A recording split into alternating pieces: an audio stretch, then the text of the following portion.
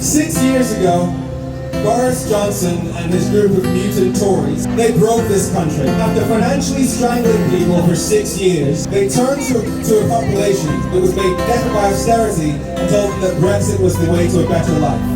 The people who warned about the damage of Brexit, they were called Project Fear, and we had to, in that discussion, defend the status quo, defend keeping things the way they were.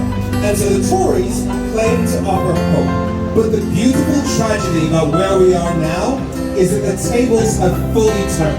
Because look at the state of the country. Right now, it's the Tories telling you that this is the best you can get. And Jacob Rees-Mogg is even saying that at the end of next year, you just have to accept there's going to be a 70% increase in the cost of food because we start doing import checks.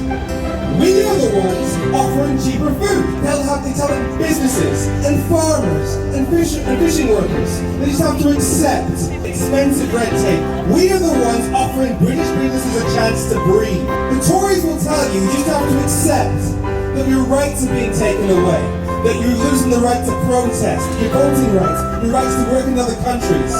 We are the ones offering freedom. I've spoken to Remainers who feel almost embarrassed about talking about Brexit because they feel that it's a middle class issue, that it's almost out of touch to talk about Brexit given all the challenges that people are facing these days. But my question is, what's out of touch about wanting small businesses to be able to avoid expensive red tape while prices are falling? What's out of touch about wanting more doctors and nurses while NHS is on its knees? What's out of touch about wanting cheaper food during a poverty crisis? We already know that we won this debate in 2019.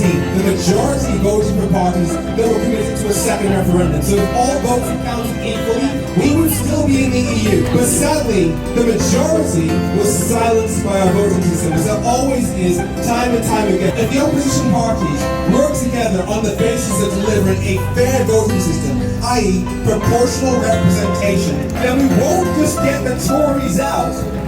We will get a better politics that reflects the progressive voting country that we actually are.